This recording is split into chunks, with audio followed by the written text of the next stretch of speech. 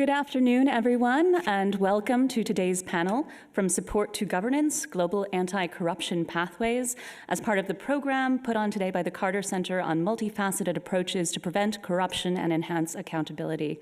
My name is Rebecca Shute. I am the Executive Director of Citizens for Global Solutions, and it is a privilege to be your moderator today. May I start out by extending our greatest thanks, deep gratitude to the entire Carter Center team that has put together today's phenomenal program, including our event as well as many other panels that I hope you'll stay for throughout the afternoon. Today's panel recognizes that cooperation among and between states on investigative and prosecutorial strategies to combat corruption has advanced significantly in recent years. However, there are still lacunae in the judicial framework and legal opening for an international anti-corruption court, an independent entity with the subject matter jurisdiction, expertise, and resourcing needed to combat endemic grand corruption. We have assembled a panel for you today of esteemed experts with various perspectives on anti-corruption approaches that we hope will weave together a patchwork quilt that paints a little bit of a picture of why an international anti-corruption court is necessary. Before we begin, I would like to tell you a little bit about my organization and our co-hosting organization, Integrity Initiatives International. Citizens for Global Solutions is a non-governmental, non-profit, partisan membership-based organization and consultative ECOSOC status. For more than 75 years, we've brought together a diverse collective of individuals and actors with a common goal of a democratic world federation predicated upon peace, human rights, and the rule of law. Grand corruption is obviously a scourge to all of these values. And while we were established a year before the Universal Declaration of Human Rights, whose anniversary we celebrate this week, by some of the greatest minds and peace champions of the last century, including Albert Einstein, Ben Ferencz, William Fulbright, Norman Cousins, to name just a few, now we bring this initiative, our principles to the 21st century and contemplate new judicial institutions and pathways towards democratic world federation. We are privileged to do this in partnership with Integrity Initiatives International, whose mission is to strengthen the enforcement of criminal laws to punish and deter leaders who are corrupt and regularly violate human rights, and also to create opportunities for the democratic process to replace them. They have been the predominant champions of the initiative for an international anti-corruption court, about which you will hear more momentarily.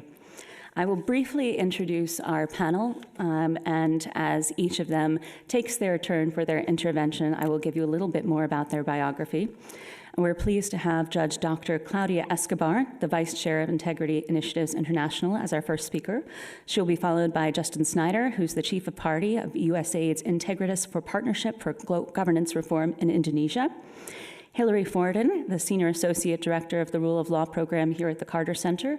Cynthia Gabriel, who is the founder of the Center to Combat Corruption and Cronyism, and also a Senior Anti-Corruption Advisor at the Center for Independent Private Enterprise.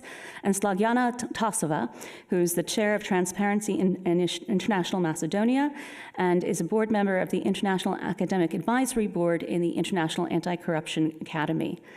Our first speaker, Dr. Claudia Escobar, will speak to the lessons that we can learn from hybrid mechanisms to combat corruption and how they will be applied to an international anti-corruption court.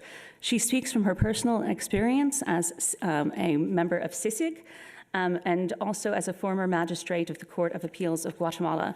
She's currently a distinguished visiting professor at the Escobar School of Policy and Government at George Mason University. And following her second election to the Court of Appeals in 2014, she became the lead whistleblower in a case of grand corruption that revealed illegal interference in Guatemala's judiciary by high-ranking of political officials, including the country's vice president and the former president of Congress. She's also the founder of several organizations dedicated to promoting the rule of law in Guatemala. So if I may give the floor now to Dr. Claudia Escobar.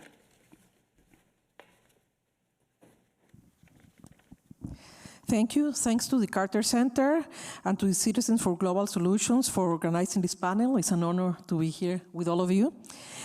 Today I would like to share my perspectives on how the international hybrid mechanisms can help to combat corruption. I will focus mainly on the International Commission Against Impunity in Guatemala, but before I do that, I would like to give you a very short background of Guatemala and also share some of my personal experience in the judiciary and discuss how corruption affects the judicial sector. First, the background of Guatemala. Guatemala is a post-conflict country. We suffered a long civil war for almost 40 years from the early 60s. The peace accords were signed in December of 1996, but we all know that the culture of legality doesn't happen with the signature of a document. It really needs to be promoted and protected. And the legacy of the civil war was impunity, inequity, and insecurity, violence. The judicial system was weak and lack of judicial independence. But after the peace accords were signed, a window of opportunity opened to build democracy and strengthen institutions. It was a time of hope. There was an effort to strengthen the judicial system, the constitution was reformed, and there was a new generation of judges that wanted to make a change. Guatemala has a long history of good relations with many nations that have tried to help the country in different ways. The international community wanted to help rebuild the country, strengthen institutions. We had the help of the US, of Spain, Canada, Germany, the European Union, many countries. They promoted different projects. And the United Nations was also involved, and they helped set up a special mission to help implement the peace agreements, which include the strengthening of the judiciary.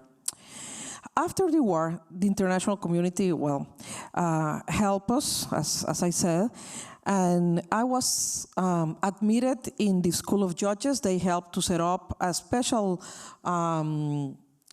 project to build a School of Judges. Many people consider Guatemala, to be a poor country. We are a small country, but it's a country with a lot of potential that has been really plundered by terrible rulers who have usually become millionaires after being in power. Politicians use all their power to take advantage of the institutional weakness and promote corruption, and that has brought the country to the worst institutional crisis in the history. The level of impunity is between 95% to 98%. That means that it's really a paradise for criminal activities. And its geographical location facilitates all of illegal commerce from South to North America. According to INL, many areas of the country, especially along Guatemala borders, are under the influence of drugs, trafficking organizations. Guatemala confronts an array of transnational criminal organizations involved in alien smuggling, trafficking in persons, money laundering, armed trafficking, and extortion, just to name a few. If any of you will live in a place where violence is common, you will know that citizens are always at risk. Public safety is an issue of greatest concern for Guatemala citizens, and there is almost no family that has not been a victim of different types of violence. Being a judge in a country like that is not like being a judge in Germany, in the US, in Canada, or in other countries that their life is protected. In 2006, a hybrid mechanism to fight corruption and impunity was created by the UN and the Guatemalan government. I have to highlight that was the Guatemalan government who asked the United Nations for help to address the problem of impunity. That was not imposed by the international community. That's how the International Commission Against Impunity was created. It's known as CICIG. It started functioning in the country in 2007, the same year that I was appointed as a judge. The CICIG mandate was terminated in September 2018 after they investigated more than 300 cases of grand corruption. After that, a backslash of all the efforts to strengthen the judicial institutions took place. So I would like to talk about what it means when we talk about corruption in the judiciary. We know that Transparency International has defined corruption as the abuse of entrusted power for private gain. But when we refer To corruption in the judicial sector, we are referring to misuse of power and authority by judicial officials for personal gain. This can take many forms, including accepting bribes, providing favorable ruling, and covering up crimes.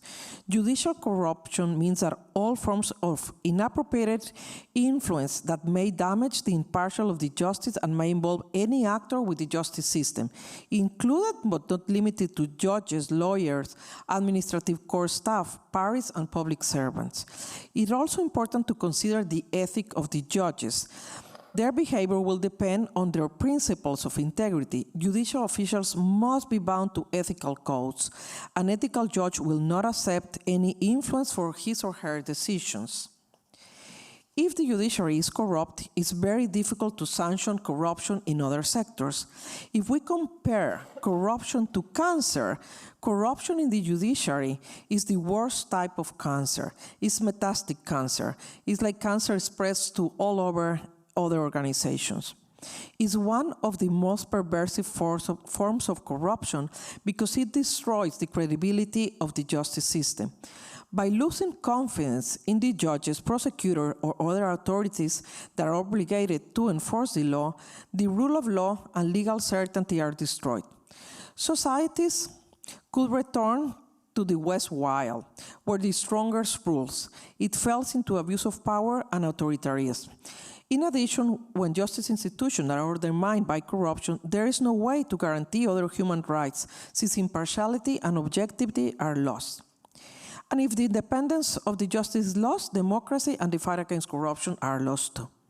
I want to share some of my personal experience in the judiciary.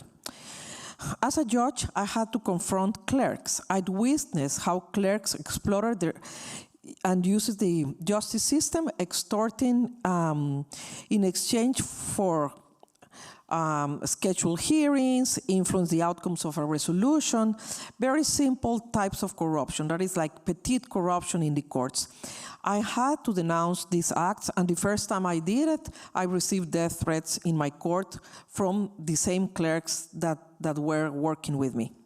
Then I also saw lawyers and how lawyers were using the system to enrich themselves and to manipulate the system for their own gain. Again, I had to denounce that, and I also received death threats. They came to my court with bulletproof cars and with gun arms to try to intimidate me. I still remain working in the judicial system. The third time I had to confront corruption in judiciary was when the head of the Congress tried to bribe me for a resolution in favor of the Vice President, Roxana Valdetti, at the time. I also denounced him, and this time I had to leave my country and come in exile to the US 9 years ago for denouncing him. He faced a trial and he was sentenced for 14 years of jail for influence peddling and corruption. But I am not the only judicial official in exile now. After Tsisik left, the backlash that happened in my country forced every official that was working to enhance the judicial system and that was working close with the Tsisik to leave the country. The ones that remain in the country are in prison right now. Amnesty International has declared one of the lawyers that is in prison a prisoner of conscience and a political prisoner just for working for the special unit in the public minister, and she's been in prison for 2 years. So right now, the Attorney General is considered an anti-democratic and corrupt official by the State Department of the US, and is included in the Engels list. That is a list to name public officials that favor corruption. So when do a country needs an international hybrid mechanism to fight corruption?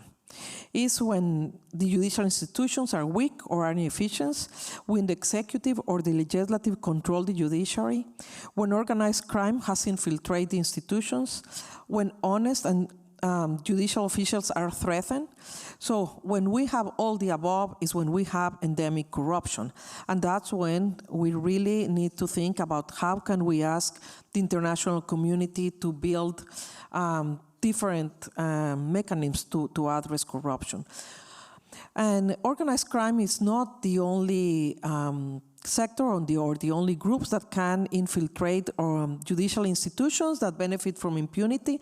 There's also kleptocratic actors that will benefit from weak institutions. There's also arming people that work during the Civil War that were violators of human rights, that also promote corruption to benefit themselves. And sadly, also economic elites that have used the system to enrich themselves, to pay very low wages, not to pay taxes. So they want to continue in a system that will benefit.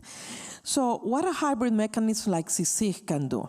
They can influence legal reforms. They can help strengthen judicial institutions in different aspects, like creating capacities for prosecutors, for judges, and they can accompany and empower judicial officials to carry out their work. They can protect judicial officials from different threats and retaliation from these powerful groups that want to undermine their power. During the role of the CICIG in Guatemala, I can identify 4 different stages. The first stage was when Carlos Castrezana, a prosecutor from Spain, started the commission. They really helped to address different problems, and especially they promote legislative reform for anti-corruption reforms. Then came the moment of Francisco de la Nese, a prosecutor from Costa Rica. He was in office from 2010 to 2013, and he focused on strengthening the capacities of the prosecutors. Then came the appointment of Iván Velázquez, who was the last commissioner from September 2013 to 2018, and he focused on fighting corruption. He couldn't have done his work without the previous work that the other commissioners have done in the reforms of many laws. But since 2017, when he found out that the president was also involved in high cases of corruption, a systematic attack on CICIG was started as a response from all the illicit political economic networks. Right now, most of the cases that they investigated were closed without proper investigation. So that's my remarks for how CICIG work in the country. Thank you so much for your remarks, Dr. Escobar. This is a paradigmatic case of what we can learn from hybrid tribunals, or excuse me, hybrid systems, both in terms of their positive contributions, including the more than 70 cases that CICIG successfully brought to justice during its existence, but also what happens after a hybrid mechanism is disbanded. And now we're going to go across the globe for another case study from Indonesia of what happened when the Indonesian Corruption Eradication Commission was decommissioned. We're going to hear from Justin Snyder, who's the chief of party of USAID Integritas for Partnership for Governance. He has previously worked for the International Foundation for Electoral Systems and Management Systems International. Justin, the floor is yours.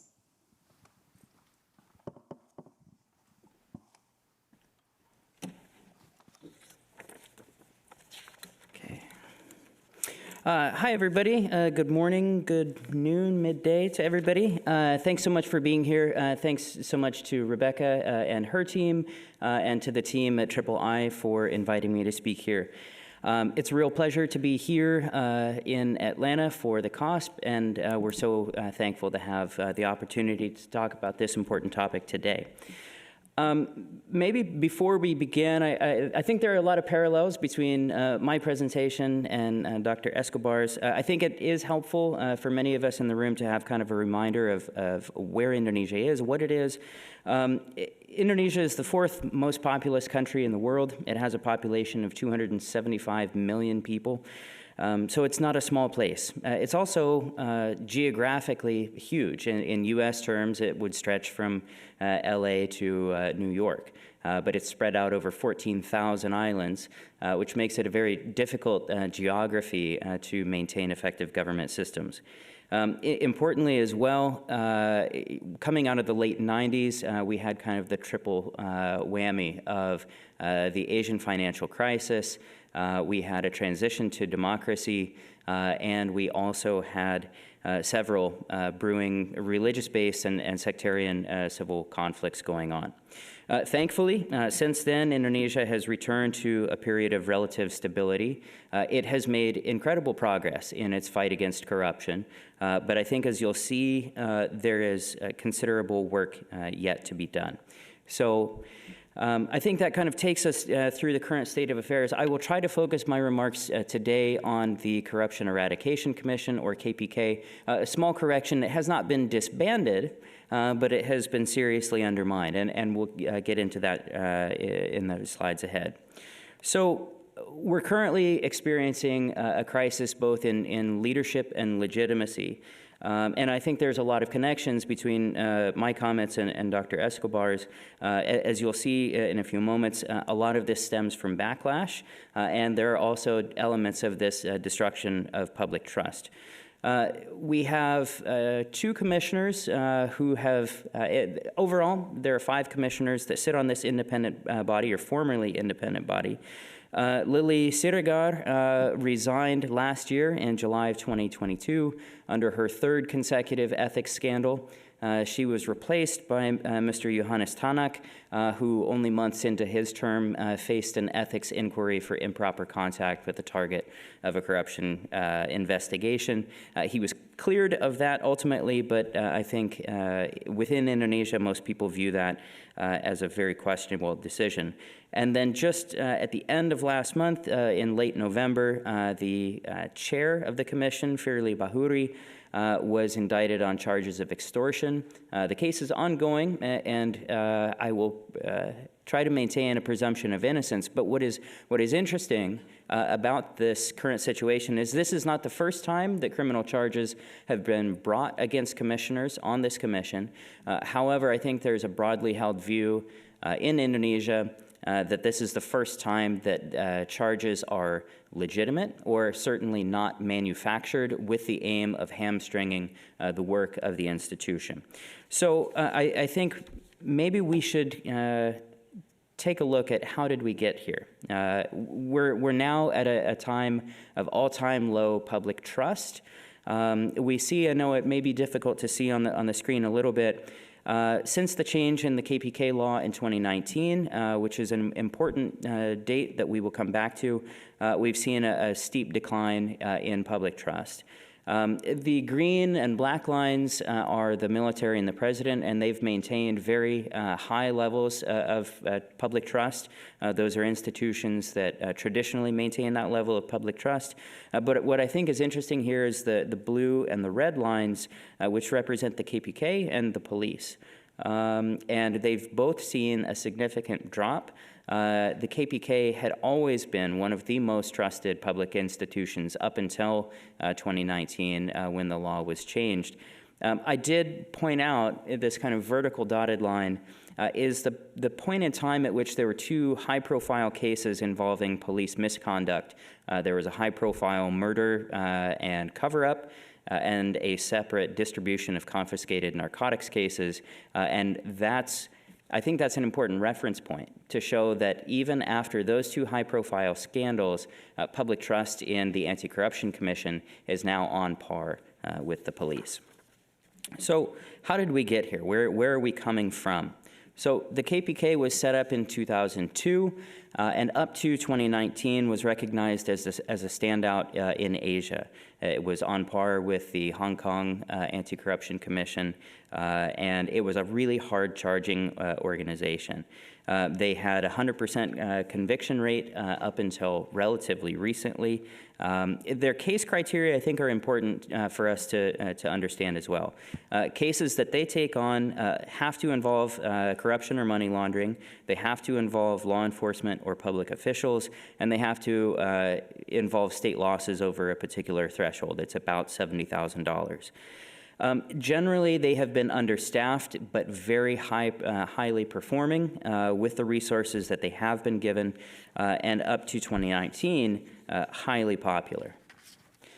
They do, I think it's important in terms of context to understand that they do handle a relatively small portion of cases, corruption cases within the country. We have the Attorney General's office in kind of the red bars on the left, the KPK in the middle, and the police on the right.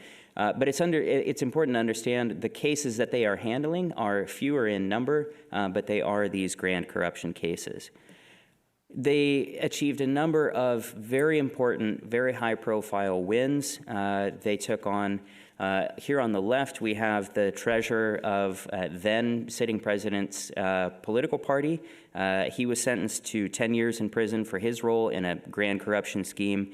Setio Novanto, who was then Speaker of the House, was another high-profile win for the commission. They put him away for 15 years. The Chief Justice of the Constitutional Court was sentenced to prison for his role in a bribery scandal. And I think that scandal is important because it involved the buying and selling of judicial decisions in electoral disputes. And so we see this very clear overlap between corruption, the judiciary, and the political spheres. As I mentioned, one of their big successes was not only in taking on these high-profile cases, but establishing significant levels of public trust. And those are relatively mutually reinforcing kind of aims or outcomes. But more than that, the KPK, through its engagement with creative communities, with youth, with rock bands, made the commission incredibly popular. It actually made, for one of the first times in Indonesia, fighting corruption feel cool, and it instilled a tremendous sense of public hope. In 2019, they staged 30 separate sting operations, and these often result in high-profile, shocking, and irrefutable proof of government malfeasance. Unfortunately, the government often viewed these operations as embarrassments and were generally unappreciative of the efforts to root out bad apples within the system. And so public support was a key part of their protection against backlash. Now, so we started at the top of this presentation looking at where we are. How did we get to where we are right now? Well, there were a couple of key moments in the timeline. Number one, there was a wholesale leadership change in 2019, and I think that's a lesson for any independent anti-corruption commission, is that promoting effective, kind of steady changes in leadership rather than wholesale, all 5 commissioners all at one go, is an incredibly politically risky gamble, rather than having staggered terms that promotes more continuity.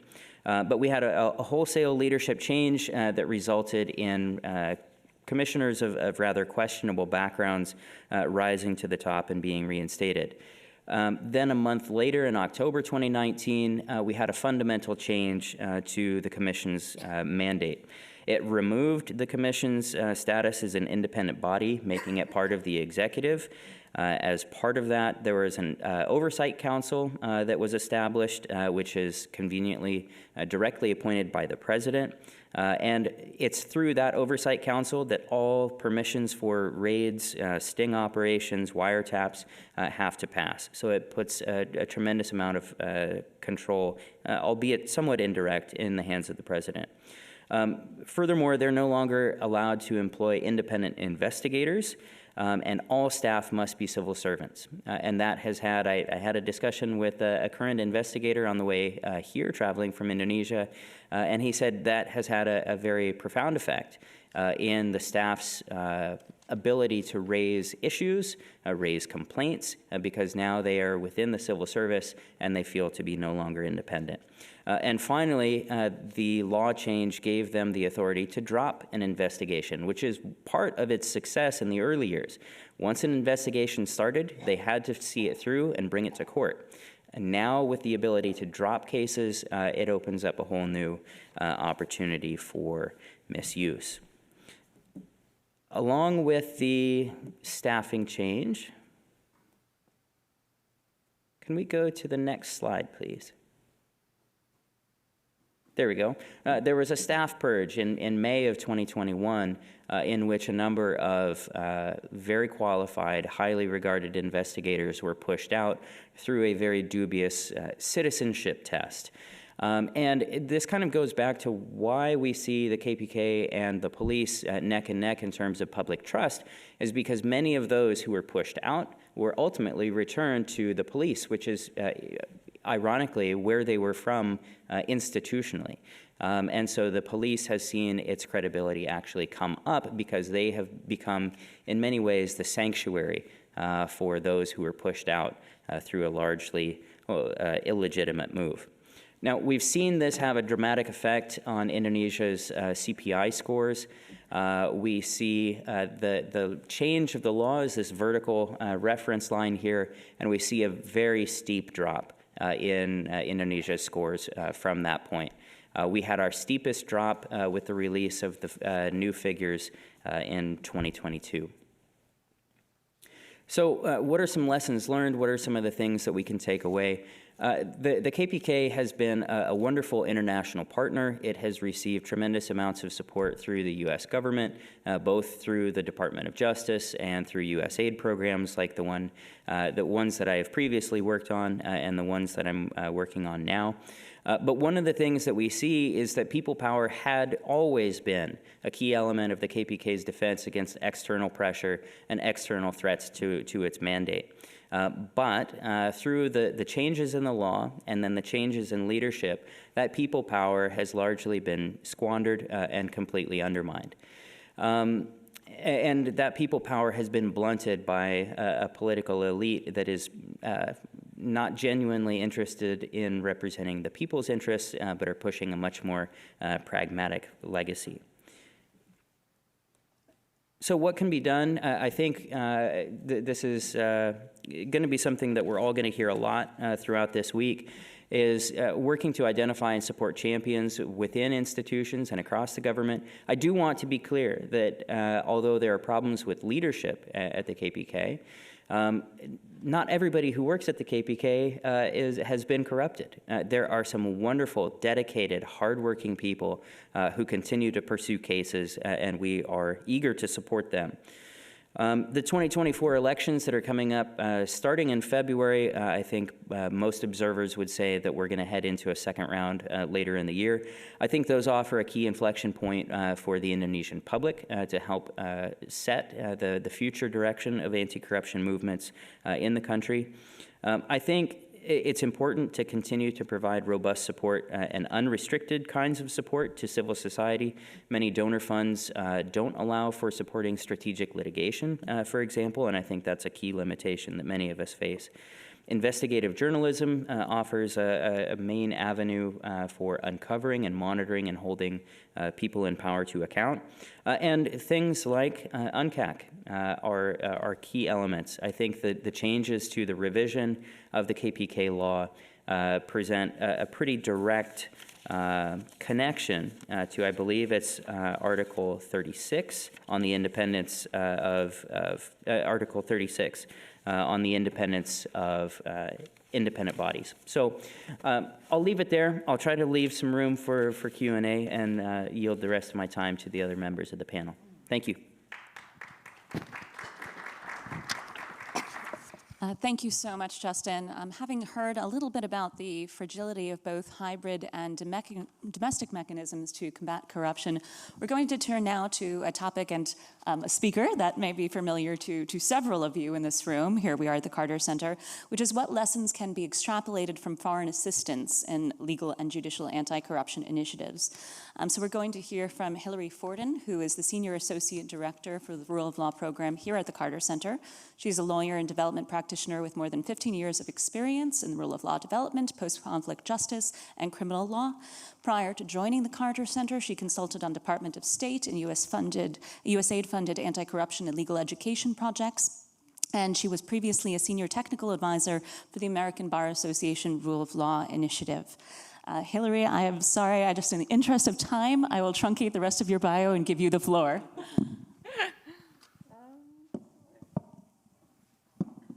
How does this work? Is this working? Okay. Excellent. That was plenty long enough. Thank you, Rebecca. And thank you to Citizens for Global Solutions and III for this invitation to speak today. looking at these proposals for standalone anti-corruption courts, either at a regional or international level, I reflect on the role that courts occupy in the fight against corruption, because they can be both part of the problem and part of the solution. So obviously, on the one hand, courts play an essential role in holding corrupt actors criminally and civilly accountable. But on the other hand, people don't want to use courts that they perceive to be corrupt. And earlier this week at the Civil Society Forum, one of the panelists I heard say that 84% of women and girls who have experienced gender-based violence in Haiti hold the opinion that the courts are corrupt and therefore do not seek redress through the courts. So with that in mind, there is growing evidence that indirect approaches to addressing corruption in the justice sector, such as transparency, accountability, integrity, and access to information, may actually be preferable to or more effective than direct anti-corruption approaches. So to help build public trust from the outset, a new international or regional anti-corruption court should think about embedding principles of transparency, accountability, and integrity into its operations from the outset. And this could include strong ethical standards, codes of conduct, which is something that Judge Escobar spoke about, vetting of judges and court staff, establishing a transparent and publicly accessible case management system, digitizing court processes, establishing strong internal governance system, and transparency in recruitment and human resources practices. Also, any new standing anti-corruption bodies should consider adopting a more people-centered approach. This means ensuring that anti-corruption efforts address people's day-to-day justice needs and center the victims of corruption.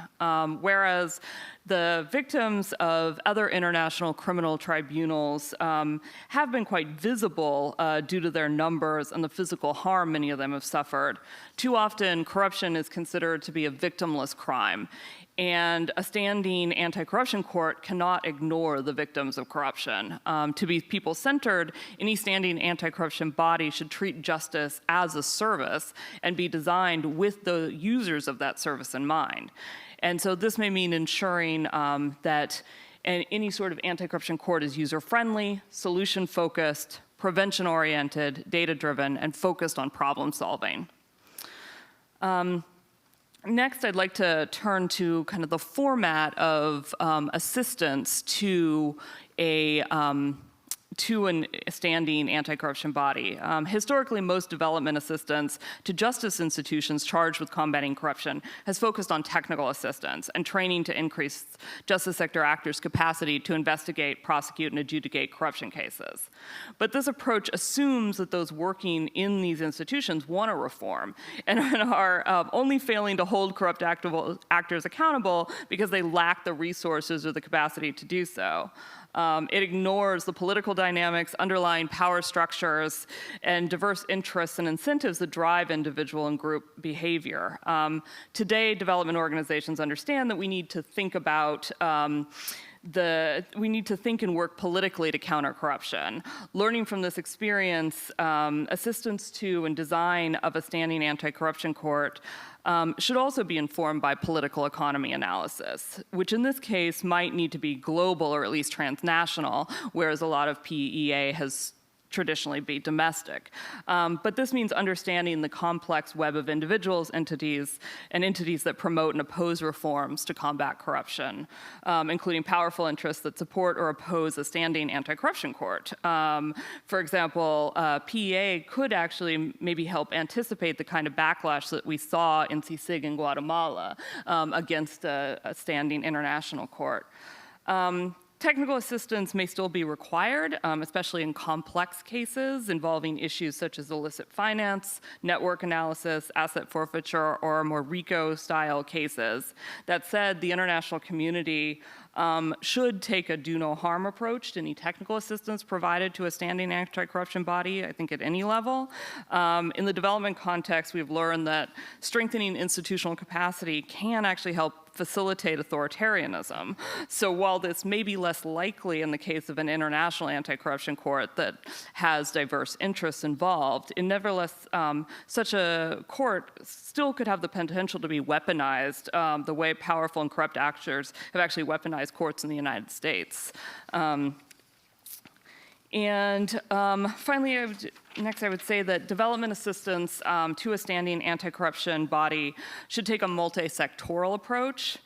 Support should not be limited to the anti-corruption court itself, but rather paired with support to journalists and civil society organizations who can simultaneously call attention to corruption cases that are not being addressed at the national level that could be referred to a regional or international body, as well as serve as watchdogs over the anti-corruption court and its operations, holding the court publicly accountable. Assistance providers should also support legal assistance and wraparound services for victims of corruption, who are often among the most marginalized. Additionally, because the standing anti-corruption court will inherently be focused on accountability for corruption that has already occurred, assistance to an anti-corruption court should be paired with national, regional, and international corruption prevention efforts, including embedding transparency, accountability, and integrity principles and mechanisms in public and private sector institutions.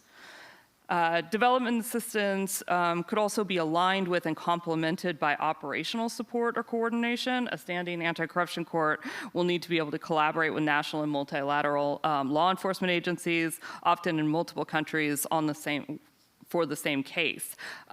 This might mean ensuring mutual legal assistance and coordination between the International Anti-Corruption Court and domestic justice institutions, informal information sharing agreements, joint investigations, and cooperation in asset seizure, forfeiture, and recovery.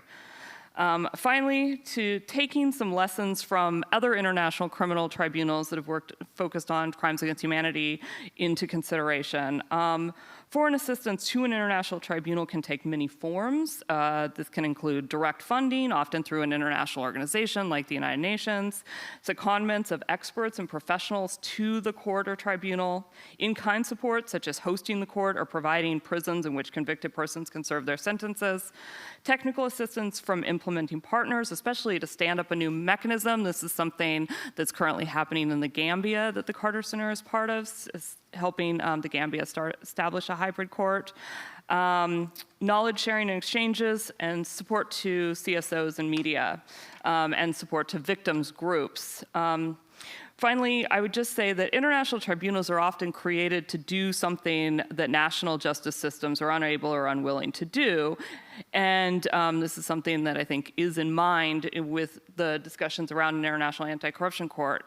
And in other cases, these courts have been situated in other countries and have international staff to protect victims, witnesses, and court staff and avoid the political pressures that domestic justice institutions would face. But considering that corruption is a transnational crime and often touches multiple jurisdictions at the same time, a future IACC may not be able to avoid these pressures through geography or the nationalities of their staff alone. So additional and likely innovative security and protection measures will likely be required. And I'm going to end it there. Thank you. Thank you so much, Hillary. Picking up on Hillary's theme about an international anti-corruption court being seen as part of a broader ecosystem of complementary mechanisms to address corruption, we're going to move now to a case study of Malaysia, where despite ups and downs, the domestic framework has managed to improve accountability, and yet challenges remain.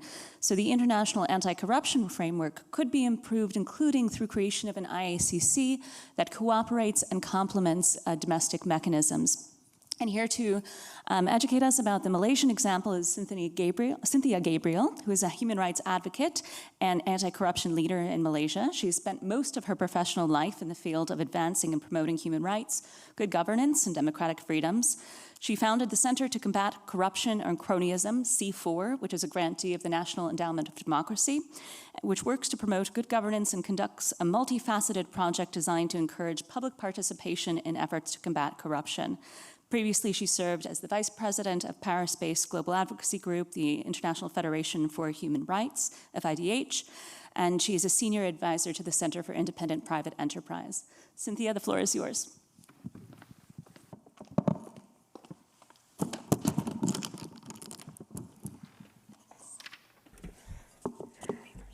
Good afternoon. Thank you very much to the organizers for this opportunity and also to come to the Carter Center. It's really quite nice feeling to be here. Now, in my presentation from Indonesia, we moved to Malaysia. I actually wanted to bring you a real case of grand corruption and financial crime and heist, in which my organization in Malaysia, together with many other civil society groups, championed in a very dangerous kind of climate to bring very powerful people to account. So when we heard about the initiative to build an international anti-corruption court, we knew that this was one of the very important missing pieces in the whole fight against corruption. And I'll tell you why. So my first objective to bring forward today is to show you the scale of thievery and the scale of looting that actually took place with the grand corruption scandal in Malaysia. So some of you may have heard of the 1MDB scandal that involved a former prime minister. But I'm just going to show you in a couple of slides how this sovereign wealth fund had actually been abused using taxpayers' money and involving various different actors, including this guy here, which is a middleman, who was a very good friend of the Prime Minister and his wife, and used his own company to channel about $700 million into his own company, laundered the money, and moved a lot of these around. So I put it in a PowerPoint slide so that you can see the first tranche, Good Star. Second tranche is this group, Akbar BVI. So from this money that was actually moved around, we find that another couple of billions was moved, and what was later exposed by the Department of Justice in the United States was the first time that we in Malaysians actually knew that there was such a scandal that was actually brewing. We had no idea because there was no transparency, no reporting, no accountability, etc. So some parliamentarians tried to ask questions in the local parliament about what is the returns of the sovereign wealth fund, etc. But instead, when the DOJ released a report on the amount of money that was actually misused to buy a Bombardier jet, hotels, partying with Paris Hilton and all kinds of different Hollywood actors, it was really quite stunning that Malaysia, a fairly small economy in the far-flung east, in Southeast Asia, would contribute to one of the largest financial heists. So we learned the hard way about what a kleptocrat leader could do if there was so much abuse of power, because he was also the finance minister at that time. So absolute power corrupts absolutely. And in this case, we were actually thrust to the front as anti-corruption civil society groups to find answers.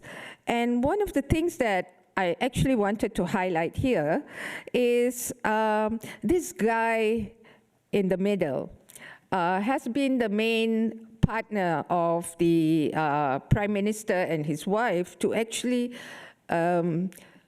lure different merchant banks, financial institutions, etc., to actually move money around. And the money moved to so many places. It wasn't just the United States. Later, we found out that part of the money that was stolen was also used to make a Hollywood movie, The Wolf on Wall Street. And it involved Leonardo DiCaprio. I mean, the poor guy, he didn't know where the money was coming from.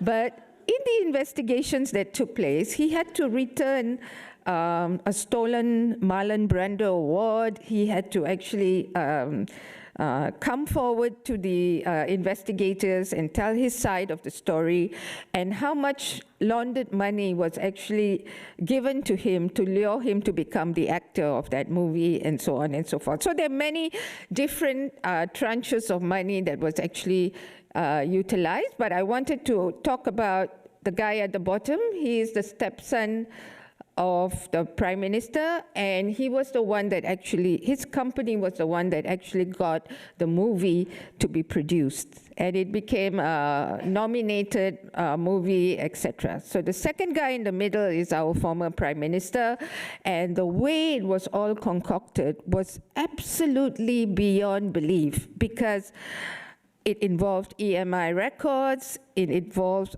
a whole range of different people to enjoy a luxury life. A lot of the money was spent on jewelry, on partying, and we're talking here about what's happening now, recovery of assets that are still after 8 years. So this scandal was actually exposed in 2015 by the Department of Justice. And in 2018, a 61-year-old government led by the Prime Minister that we're referring to here, and his political party actually fell from power. And that was something absolutely amazing. It was monumental for a country like ours that was always caught by a very controlled type of elections. So I'm happy to actually stand here at the Carter Center, which has done so much work on electoral reform, etc., to tell you that despite the controlled elections, corruption can actually bring down governments. And we've seen that not just in Malaysia, but in different settings and in different situations. And it's really important that citizens become the center of how we actually want to develop governance and law reform. So enough of this, how the money moved around, because it's so mind-boggling until today. Everything that I'm showing you here. Now, one of the things I wanted to talk about is the following repercussions of grand corruption. We need a court because if you look at the number of financial institutions that are involved, we're talking about big names, Goldman Sachs, we're talking about merchant banks, JP Morgan, we're talking about a whole range of institutions that were involved in money laundering, that were involved in actually helping move the money from one country to another country to another country. So from 2015 until 2023 today, we're talking about 8 years of trying to, number one, recover stolen assets. And asset recovery is a very important part of why we also need a court to bring to trial those people who continue to disappear from the whole scenario of responsibility of returning money. Number two, it's also about perpetrators who continue to hide. And we have countries that continue to back them, that continue to protect them. And so this guy here, Joe Low, continues to be in hiding. So why do we need an international anti-corruption court? We also have to find those who involved, who are charged in absentia, to be tried by an international system. So a big problem that we realize from this whole thing is that many of the investigations are taking place via domestic jurisdiction. The United States investigates the money that was actually stolen from the United States. Switzerland investigates based on their jurisdiction. Singapore based on their jurisdiction. So some of the success of asset recovery was government to government. So they have returned some of the money, but a lot of the other money is lost. And we're talking about $7.5 billion US that's still out there and is trying to be returned. But we are a fairly small economy, so 7.5 billion is about 30 billion local currency, local ringgit. And how many hospitals and schools could be built with that kind of funds? So in conclusion, and I know we don't really have much time, I wanted to say that Malaysia moving forward could be a good example for countries that are struggling with kleptocracies and grand corruption and abuse of power, because one of the positive outcomes that we've had is law reform on several aspects. Number one, we've had law reform around corporates and private sector. And we've actually now got beneficial ownership provisions incorporated into the Companies Act. And this is a big deal because it's about corporate transparency. It's no longer about how proxies can be directors and move money around and actually legitimize money laundering. So we have strengthened our anti-money laundering rules. And it's not just Malaysia, it's also Singapore that has strengthened its money laundering laws, because a lot of the money was also looted and laundered via Singapore financial institutions. The other thing that we have in terms of law reform is around political financing, strengthening of whistleblowing, and the Whistleblower Protection Act, because probably the biggest impact was felt by whistleblowers in the country. And there was just so much harassment, intimidation, arrests. And one of the protest leaders were also arrested under security laws and detained without trial with false charges of actually accepting American money to topple the government, and so on and so forth. So the kind of charges that get fabricated is so wild and so crazy, because there's no definition of how you can actually control the media that was suspended, and the works. But the one thing that I wanted to say, to use this opportunity to push for a stronger criminal justice system, is an international mechanism to go after kleptocrats that continue to hide, to find ways to return stolen assets, and to actually help countries that are moving from a kleptocratic type of situation towards a transitioning democracy.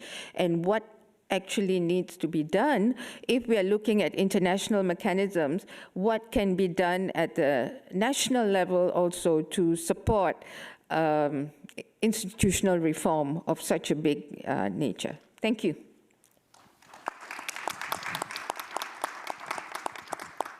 Thank you, Cynthia. So having zoomed in on some case studies that illustrate the necessity of an international anti-corruption court, our final speaker will address the modalities of the proposal and why an international anti-corruption court is necessary as court of last resort that is able to intervene when domestic or regional mechanisms are unwilling or unable to bring kleptocrats and those who perpetrate grand corruption to justice. Professor Slagjana Taseva is a professor in criminal law and criminology.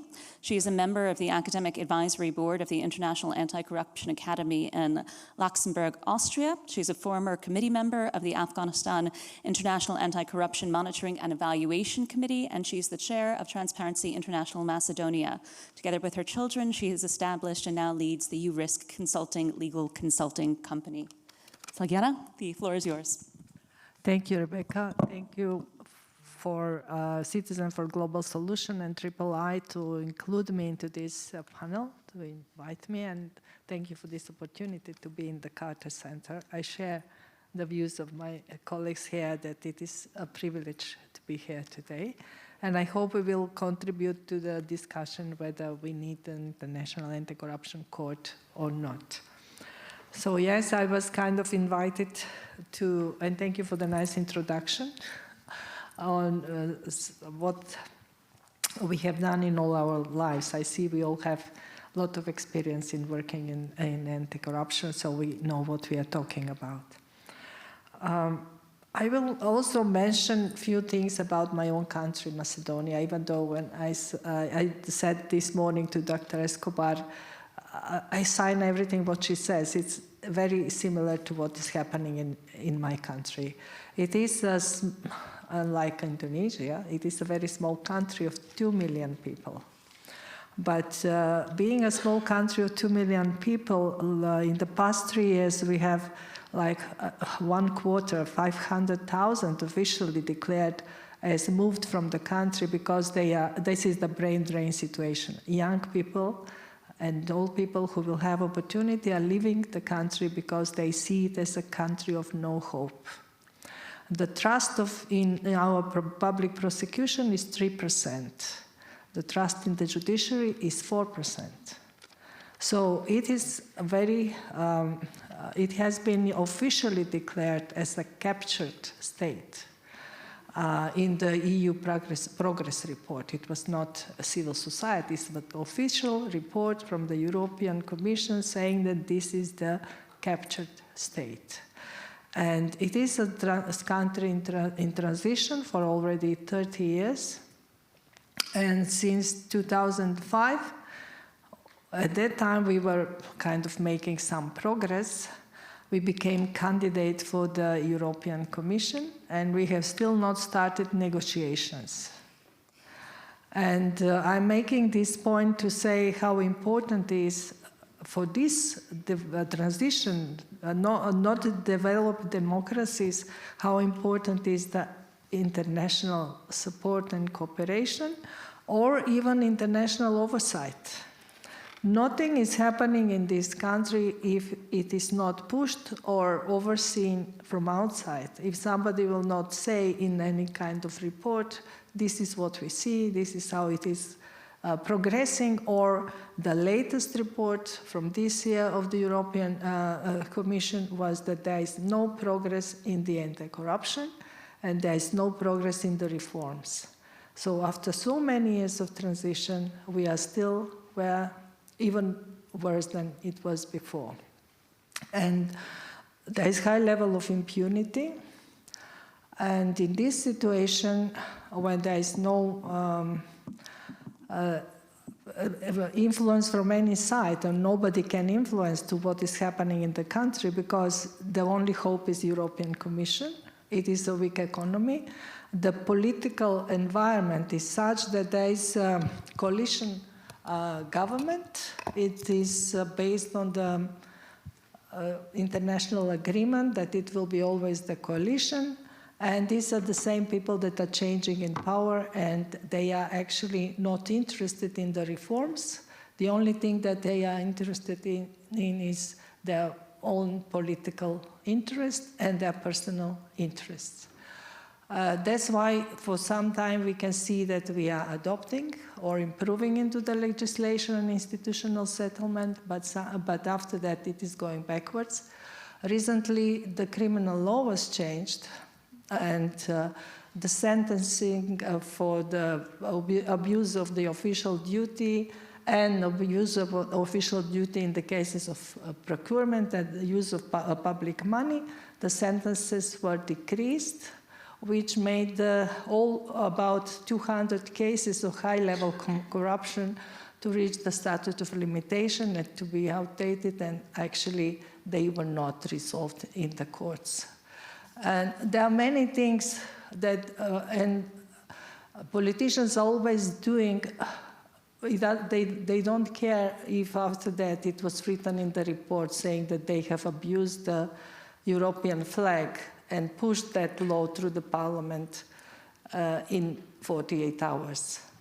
It is done. There will, because now there will be elections and they want to make sure that the political opponents will be there to cooperate, because formally they are opponents, but in the background they all work very good together in their businesses.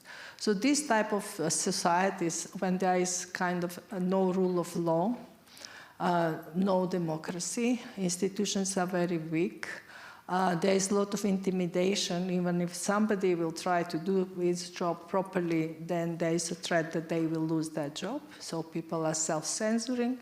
And it is a society which needs something to be done in order to create some basis for some hope. This is the pessimistic or the situation in the country.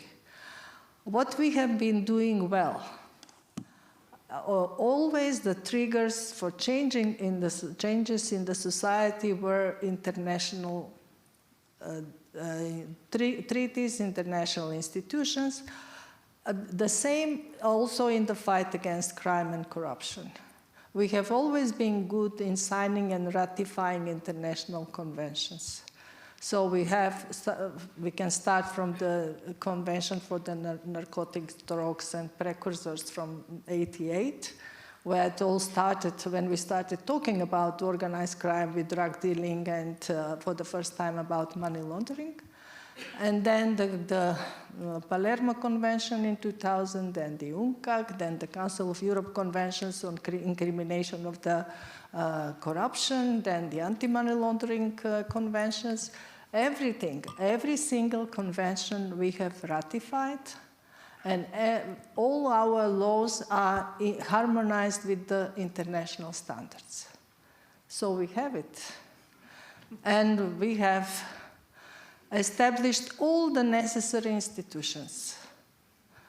In all institutions for investigation, FIUs for the money laundering, the Anti-Corruption Commission was established in 2002. I was the first chair of that commission. Also have been in Indonesia for drafting the principles for the Anti-Corruption Commissions. And then we had the special public prosecutor, because our prosecutor has always been bottleneck for the rule of law. So there was the international decision to create a special prosecutor. Now that special prosecutor is in jail for corruption. All the cases were back to the general prosecutor. So it is kind of situation which is really a situation with no light in the tunnel. People really don't know to whom to trust. And still you can see that the biggest hope is to become member of the European Union, because then there will be oversight from outside, all these reporting mechanisms, etc. And everything what we have done, changing the laws and creating institutions, we have done due to this international. We want to look good from outside. But what is happening inside is completely different story. And now to come to the International Anti-Corruption Court and why we are talking about it even in the country, and why we participate into this discussion to decide what type of mechanism to increase effectiveness in the fight against corruption is needed. It is obvious that even now, after 20 years of UNCAC, today on this COSP, we are talking about great new initiatives and ideas. Today I heard very good results from the STAR initiatives and assets recovery, and also mentioned here from Malaysia and other countries, and developing a different type of methods to address some aspects of corruption, bringing beautiful resolutions, but that is all still in the area of policy making, creating standards, and there will be another institution that will be dealing with these standards, but still we will not reach the level of effectiveness. What is missing in all this arena, because we have FATF group that is following what is happening in the anti-money laundering world. We have the Egmont group exchanging information on money laundering. We have STAR initiative working. We have the networks of prosecutors, networks of judges. And for me, another point that is missing, yesterday we had discussion how to bring together UNTAC and UNCAC. the two conventions which are about fighting organized crime and about addressing problems with corruption. For a practitioner, and I've lived through all this, it is kind of not acceptable that we need to talk about bringing these instruments together. They should function together. We need to have international court where all these possibilities for joint investigations, joint prosecution of cases, exchanging of information and data, it is a global convention which gives us ground for this type of cooperation. And all countries here have signed and ratified that. And we have UNCAC convention signed and ratified by the biggest number of the countries on the globe.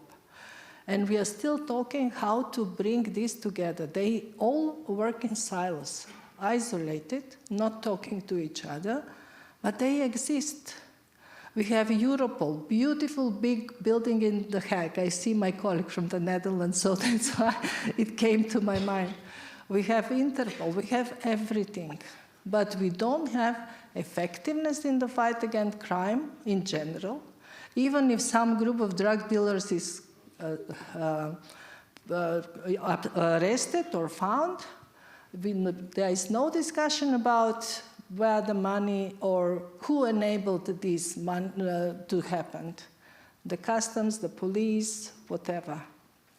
So this is why this is a missing element on the international architecture on the fight against organized crime and corruption. We cannot divide these two because we are also talking about grand corruption and about organized corruption. Now we have special typology of corruption, which is just organized corruption. It is not related to some other type of organized crime.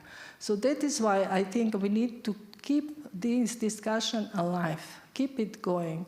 And there might be ups and downs to think about the modality, what type of modality this court will be, whether it will be like the ICC, whether it will be like the ICTY. A lot of international courts have been created. But we have learned from these courts, but that is also a very good experience we can use. And these modalities of having it as the court that it will work on demand, that it is not necessary that all countries are members, that it will address problems in the countries through the members countries, it is still in development. The IIII is working on the treaty, and it will be offered for the discussion, and I think this discussion should be discussion about effectiveness. It should not be only about the court, or if not this court, what else? How can we really think about effectiveness in the fight against corruption? Because it is affecting all of us. We cannot say it is affecting only weak democracies or not developed countries. We see it a lot in the developed countries. And they are the biggest enablers, if you want to be honest. So a lot of money are coming here or going to England or somewhere else. So that's why we are talking about this. And this is what is missing in all this international architecture and landscape on fight against crime. Thank you.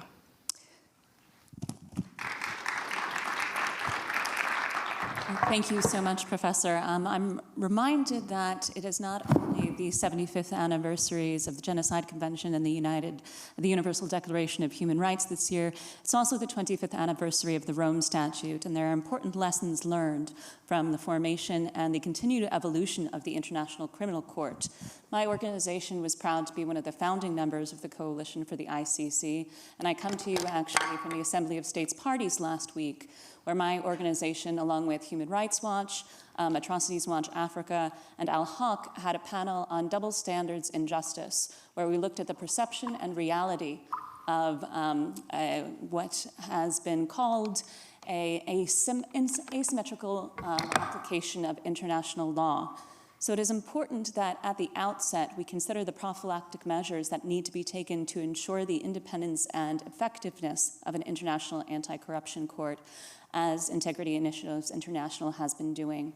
We have just a few minutes. I'm informed by the organizers we can go a couple minutes long for question and answer and discussion. I would kindly ask you to use the microphones that I believe are going to be circulated as this event is being recorded. And if you could kindly indicate, yes, I think we have standing microphones here.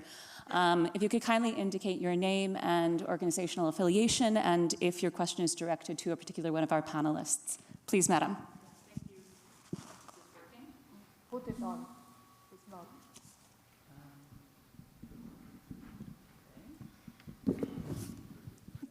Yes. Okay, great. sorry. My name is Lucevies van der Laan. As my colleague Slagjana already pointed out, I'm from the Netherlands. I'm with Transparency International Netherlands. I used to work at the International Criminal Court, and I'm really happy to see you kind of looking at the lessons learned from that. I'm going to be very Dutch and direct about the challenges facing the International Criminal Court, because I think it's extremely important to make sure that if there's going to be an anti-corruption court, that you don't make any of these mistakes. I've also worked at Eurojust, so I've seen how cooperation with prosecutors can work, and I think we have a lot to learn from that.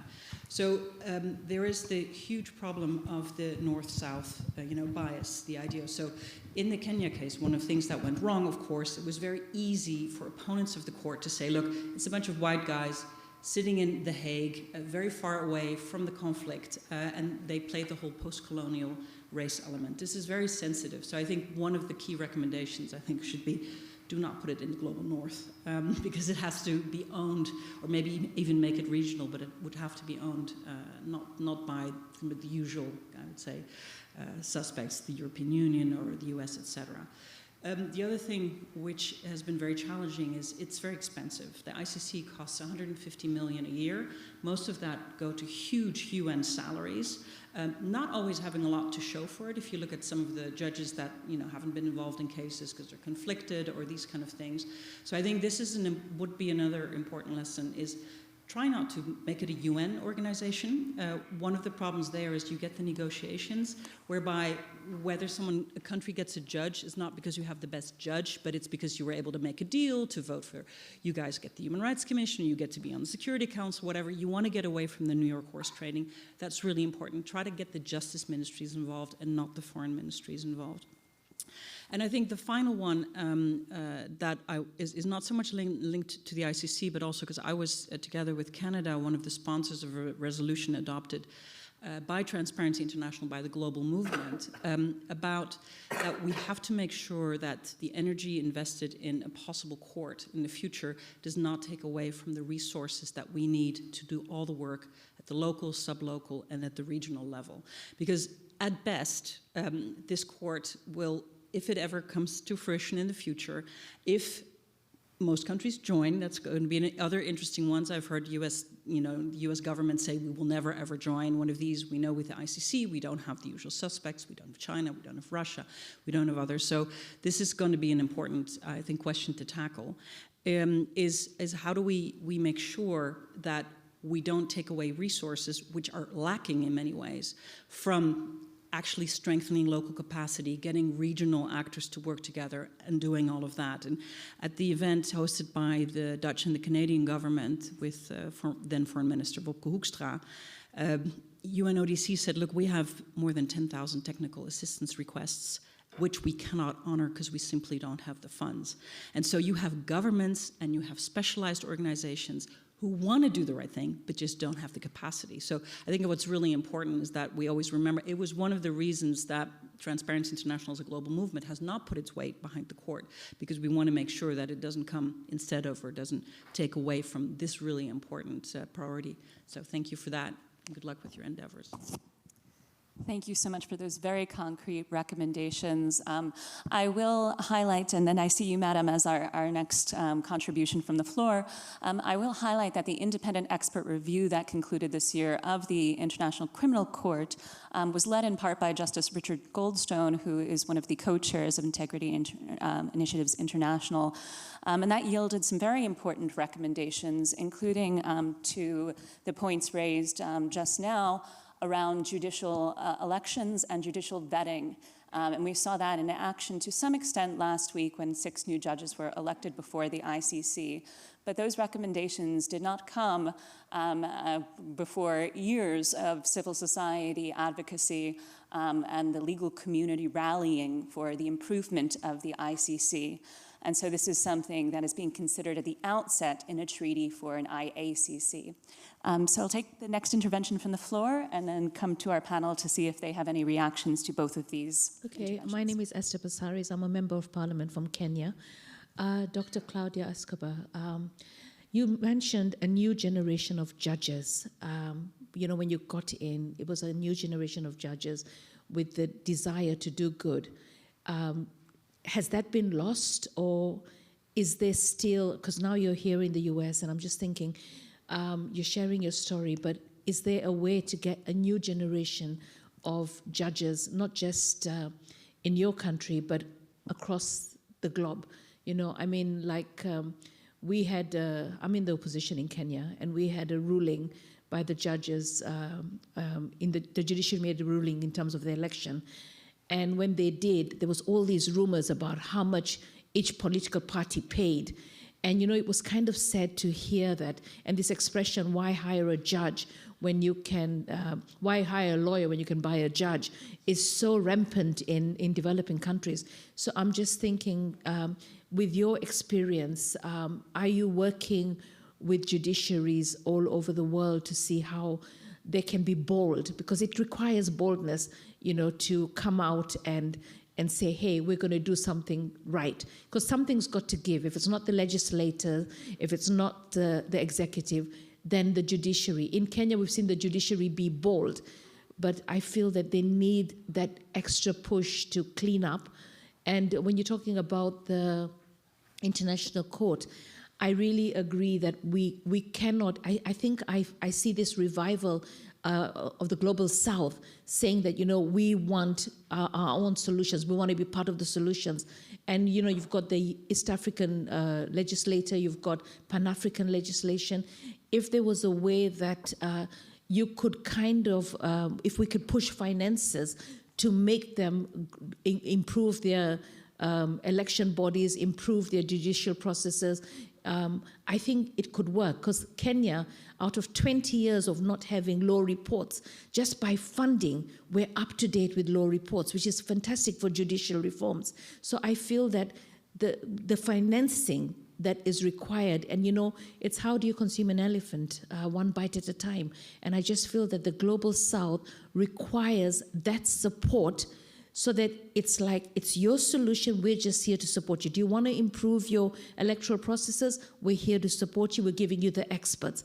And I feel that we can move that way. If we have a court in East Africa, and we do have one, if it can be strengthened, then we can deal with corruption, because people do go to the East African court. I remember Martha Karua was not very happy with the judicial process in Kenya. They went to the East African court.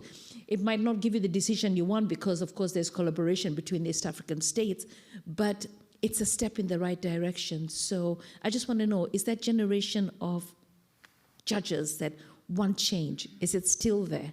And how can it be kept fueled? Thank you. Thank you, Madam.